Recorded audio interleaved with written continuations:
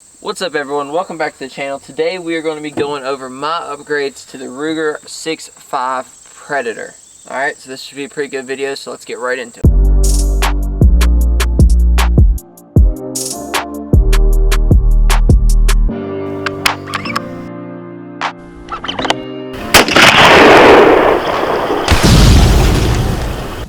Like I said before the intro rolled, we are going to be going over my upgrades for the Ruger 6.5 Predator, shooting it a little bit, and then talking about my overall opinion of the upgrades, how I feel they went, would I recommend them in the future, and just other things about the rifle that I have come to find out over the course of the last year or so of owning it.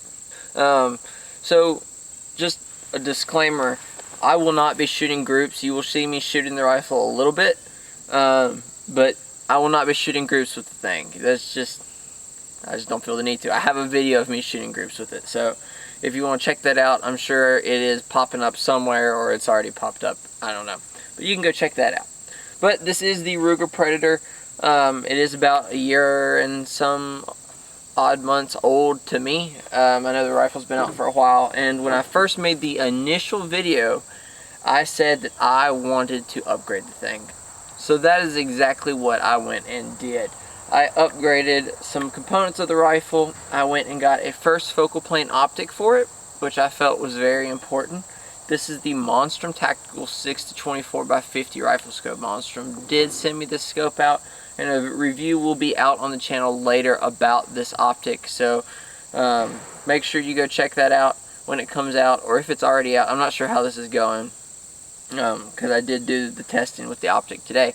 So you need to go check that out and let me know what you think. And I also added a muzzle brake. This is an Apache Armament muzzle brake, I do believe. I picked it up off of eBay for around 30 bucks. So that's not a lot of money for a muzzle brake. I know when I was looking at Primary Arms, they were pretty expensive. The Radical, which was the zero impulse muzzle brake, which I thought I was going to get, was about 40. So I checked on eBay. The lowest I found was 30, so I went with that one. So what I ended up doing with this rifle after I put the optic and muzzle brake on, which was the muzzle brake was a lot of work. I ended up fighting it. I had to have Stephanie help me do it because I don't have a vise to put the rifle in. But after I put it on, we went and shot it this morning, and I got some footage of that. We shot it and we sighted it in at 50 yards, and just to kind of get like a rough zero for the rifle. And then after we sighted it in, we moved it back to 100, and we confirmed the zero. I had to do a little adjusting, which is perfectly fine.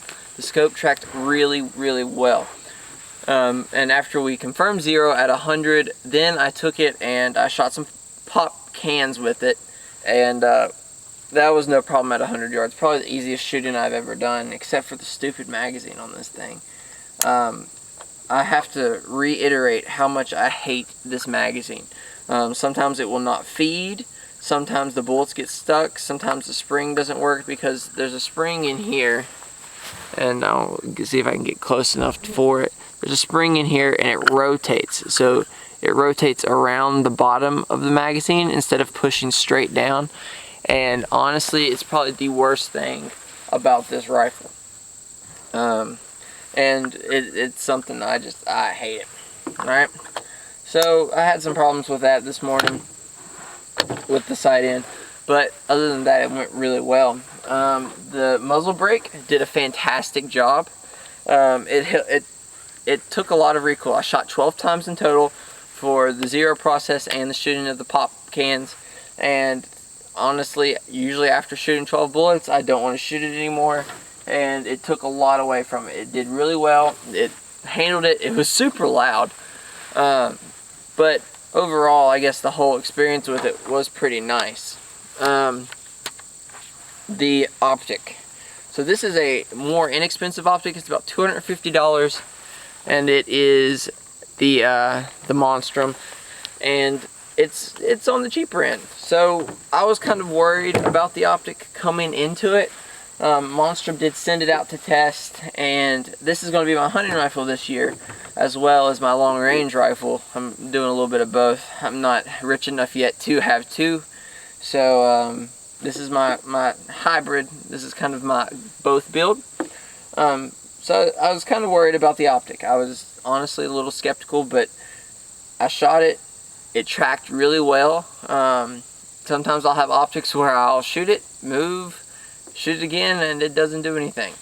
And this did not do that. This did very well, and I was very pleased with it. I thought it was a good optic, and I thought it worked like it should.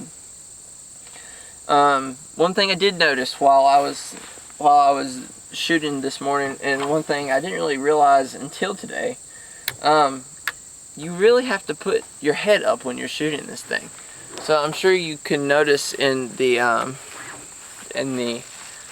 clip where I showed you where I was shooting, but when you have this thing and you're looking down, when I use my cheek, I'm looking at the bottom right here. I gotta pick my head up to look at the optic, and that's no good. So I'm going to get a cheekerizer of some sort to put on this to help better adjust where my head is sitting on the rifle, and hopefully it'll make it a little bit more comfortable to shoot. And I know when you're doing distance and stuff, you want to be as comfortable as you can when shooting, as well as deer season, really.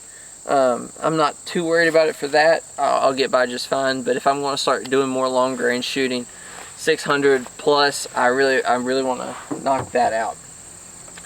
But in terms of my upgrades, I think I'm pleased with the rifle. I'm very pleased with the muzzle brake, and I'm very happy with the optic as well. So if you want to go check out the optic, link will be in the description down below. Like I said, it's around $250, and I was super happy with it.